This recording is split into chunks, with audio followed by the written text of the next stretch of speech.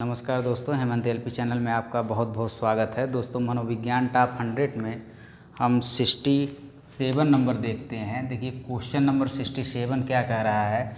किसी इच्छा या आवश्यकता में रुकावट पड़ने पर उत्पन्न होने वाले सांवेगिक तनाव को हम कुंठा कहते हैं और इसी कुंठा को अंग्रेजी में हम फ्रस्ट्रेशन कहते हैं। जेम्स लैंग का सिद्धांत संवेग से संबंधित है, जो मानता है कि संवेगात्मक अनुभव संवेगात्मक व्यवहार पर आधारित होता है। यह कथन है, इस कथन को आपको याद रखना है।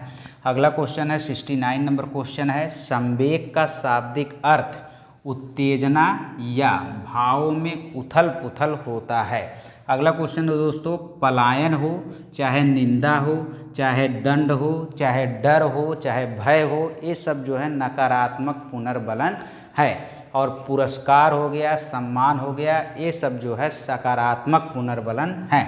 दोस्तों, क्रोध व भय जो है संवेग के प्रकार हैं, जबकि क्रोध का युजुत्सा और भय का पलायन मूल प्रवृत्ति होते हैं। आपको पता होना चाहिए कि मूल प्रवृत्ति कुल 14 हैं और मूल प्रवृत्तियों का सिद्धांत विलियम मैकडूगल ने दिया है। अगला क्वेश्चन है दोस्तों, बहुत ही इम्पोर्टेंट, प्रक्षेपी परीक्षण कौन कौन से हैं। तो दोस्तों देखिए, स्याही धब्बा परीक्षण जिसे हरमन रोसा ने दिया है, यह एक प्रक्षेपी परीक्षण है। टैट का मतलब है थीमेटिक अपीयरसेप्शन टेस्ट, इसे मुरे ने दिया है। और कैट परीक्षण है जिसको कहते हैं चिल्ड्रेंस अपीयरसेप्शन टेस्ट, जिसको दिया है लियोपोल्ड ब्लैक ने। और शब्द साहचर्य परीक्षण, क्लाउड पिक्चर टेस्ट और ड्रा ए मैन परीक्षण, ये सारे के सारे परीक्षण व्यक्तित्व से संबंधित हैं और सारे के सारे प्रक्षेपी परीक्षण हैं।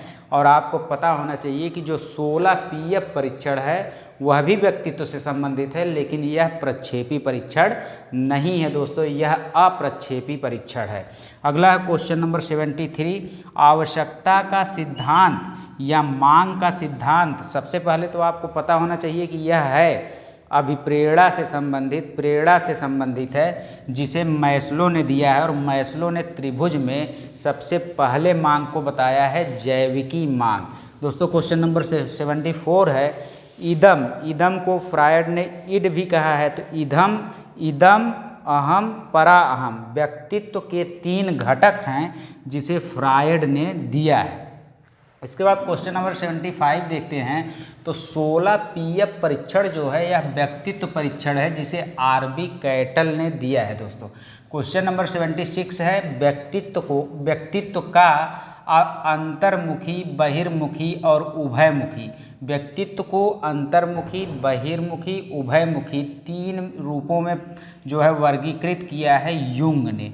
अगला क्वेश्चन है 77 नंबर क्वेश्चन, व्यवहारवादी मनोवैज्ञानिक के बारे में यहाँ लिखा गया है कि वाटसन एक व्यवहारवादी मनोवैज्ञानिक हैं। Tolman, Woodworth, Thorndike, Pavlov, Skinner, Bandura, ये सब के सब व्यवहारवादी मनोवैज्ञानिक हैं। और अगर बात करें गेस्टाल्टवादी मनोवैज्ञानिक का, तो कोहलर, कोपका और वर्दीमर गेस्टाल्टवादी मनोवैज्ञानिक है। और अगर संरचनावादी का बात करें तो दोस्तों विलियम वुंट और टिचनर जो हैं संरचनावादी मनोवैज्ञानिक है। तो इन सबको आपको याद रखना है। दोस्तों, क्वेश्चन नंबर 77 देखते हैं। बंडूरा का कथन है कि बच्चे प्रतिक्रियाएं प्रतिमानीकरण द्वारा सीखते हैं। मतलब जो भी चीज़ सीखते हैं बच्चे, वो प्रतिमानीकरण का मतलब जिसको वह अपना आदर्श मानते हैं उसी के द्वारा सीखते हैं, जिसको बंडूरा ने प्रेक्षणात्मक या निरीक्षणात्मक या अवलोकनात्मक कहा। ठीक है दोस्तों। उसके बाद 78 देखते हैं। तो बी स्मृति कम करने का उपाय है पाठ की पुनरावृत्ति, यानी पाठ को आप बार बार दोहराते रहेंगे तो आपको चीज़ें कम भूलेंगी। अगला चीज़ है 79, सीखी हुई बात को स्मरण रखने या पुनः स्मरण करने की असफलता क्या कहलाती है। तो दोस्तों वह विस्मृति कहलाती है। अगला है क्वेश्चन नंबर 80, स्मरण करने की विधियाँ। तो देखिए दोस्तों, स्मरण करने की एक विधि का नाम है मिश्रित विधि, एक का नाम है विचार साहचर्य विधि। अगला क्वेश्चन है दोस्तों, स्मृति से संबंधित कारक। वुडवर्थ ने स्मृति से संबंधित 4 कारक दिए हैं। पहला दिया है स्मृति या सीखना, दूसरा दिया है धारण, तीसरा दिया है पुनः स्मरण और चौथा दिया है पहचान। चारों के नाम आपको याद रहने चाहिए, सीखना, धारण, पुनः स्मरण और पहचान। सीखना की जगह अधिगम भी आ सकता है। 82 नंबर क्वेश्चन कह रहा है कि स्मृति के मापन कैसे करते हैं। तो दोस्तों, पहचान विधि के द्वारा या पुनः सीखना विधि के द्वारा या प्रत्याहान विधि के द्वारा या इसी को पुनः स्मरण कहते हैं। इन तीनों विधियों के द्वारा स्मृति का हम मापन करते हैं। दोस्तों, संघनन का सिद्धांत जो है स्मृति से संबंधित है। अगला क्वेश्चन है क्वेश्चन नंबर 84। आगमन विधि दोस्तों अरस्तू ने दिया है, निगमन विधि को अरस्तू ने दिया है, प्रश्नोत्तरी विधि को सुकरात ने दिया है। प्रश्न का उत्तर देने के बाद सुख मिलता है। उसके बाद प्रोजेक्ट विधि किलपैट्रिक ने दिया है, खेल विधि कुक ने दिया है, डाल्टन विधि दोस्तों हेलेन पार्क हर्ट्स ने दिया है और किंडरगार्टन विधि जो है फ्रावेल ने दिया है, ह्यूरिस्टिक या खोज विधि आमरस्टांग ने दिया है और बिनेटिका विधि कार्लटन वासवर्न ने दिया है और संवाद विधि जो है प्लेटो ने दिया है। ये सारे लगभग खेल से संबंधित विधियां हैं दोस्तों, अगला क्वेश्चन देखते हैं। क्वेश्चन नंबर 86 है, सृजनशीलतावाद अधिगमकर्ता को अधिक स्वतंत्रता देता है। दोस्तों, जो सृजनशील बालक होते हैं वो हमेशा नवीन चीज़ों के बारे में सोचते रहते हैं, नवीन आविष्कार के बारे में सोचते रहते हैं, उनके अंदर मौलिकता रहती है, उनके अंदर जो है प्रवाह रहता है। तो जो सृजनशील बालक होते हैं वो बहुत ज़्यादा स्वतंत्र होते हैं। ठीक है, अब देखिए दोस्तों, सृजनशील बालक मंदबुद्धि बालक भी हो सकता है। ऐसा नहीं कहा जा सकता कि सृजनशील बालक प्रतिभाशाली बालक ही या प्रखर बालक ही हो। अगला क्वेश्चन है 87 नंबर क्वेश्चन, सृजनशीलता मौलिक परिणामों को अभिव्यक्त करने की मानसिक प्रक्रिया है, इसे क्रो एंड क्रो ने कहा है। अगला क्वेश्चन है, जी वालस के अनुसार सृजनात्मक चिंतन का प्रथम चरण उपक्रम है। दोस्तों, जी वालस के अनुसार सृजनात्मक चिंतन के 4 चरण होते हैं, जिसमें से प्रथम चरण जो है उपक्रम है, जो आपके यूपी टेट के पेपर में पूछा गया है। अगला क्वेश्चन है दोस्तों, श्यामपट एक दृश्य सामग्री है, इसके अलावा ऐसे ही एक होता है फ्लैश कार्ड। तो दोस्तों, फ्लैश कार्ड भी जो है एक दृश्य सामग्री है। अगला क्वेश्चन है 90 नंबर, वह स्तर जिसमें बच्चा तार्किक चिंतन की शुरुआत करता है दोस्तों, उसे आप कहते हैं मूर्त संक्रियात्मक अवस्था, जो जीन पियाजे की तीसरी अवस्था है और इसी को कहते हैं मूर्त संक्रियात्मक अवस्था।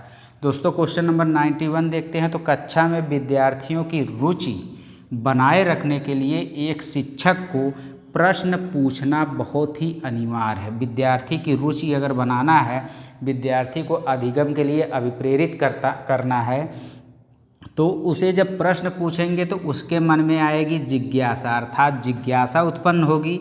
आप पूर्व ज्ञान से जो है जोड़कर उसे पढ़ाएंगे तब भी बच्चों को रुचि होगी। उसे अभिप्रेरित करेंगे, उसे आत्म प्रकटीकरण का मौका देंगे, उसके साथ आप सक्रिय रहेंगे, सहभागिता रहेगी, तो इन सारे कारणों से बच्चा रुचि लेगा। अगला है क्वेश्चन नंबर 92, परिवार एक अनौपचारिक साधन है जबकि विद्यालय एक औपचारिक साधन है। अगला क्वेश्चन है क्वेश्चन नंबर 93, एक शिक्षक को आदर्श रूप से बर्ताव करके अपने विद्यार्थियों में सामाजिक मूल्यों को विकसित करना चाहिए, क्योंकि बच्चे अनुकरण करके ही सीखते हैं। अगला क्वेश्चन है क्वेश्चन नंबर 94, एक शिक्षक को निदान व उपचार का गुण होना चाहिए। दोस्तों, वो आदर्श व्यवहार भी करना चाहिए, निदानात्मक और उपचारात्मक गुण होना चाहिए। निदान का मतलब उसके कठिनाइयों का पता लगाने आना चाहिए और उसे दूर करने आना चाहिए। इसके अलावा आदर्श रूप से बर्ताव करे, लोकतांत्रिक हो, किसी से भेदभाव ना करे, लिंग से भेदभाव ना करे, ना ही जाति से भेदभाव करे, ना ही धर्म से भेदभाव करे, किसी भी चीज़ से भेदभाव नहीं करना चाहिए, लोकतांत्रिक होना चाहिए, सभी को एक समान जो है समावेशी शिक्षा देने वाला शिक्षक होना चाहिए। तो शिक्षक में ये सारे गुण होने चाहिए। बाल मनोविज्ञान का ज्ञान भी होना चाहिए।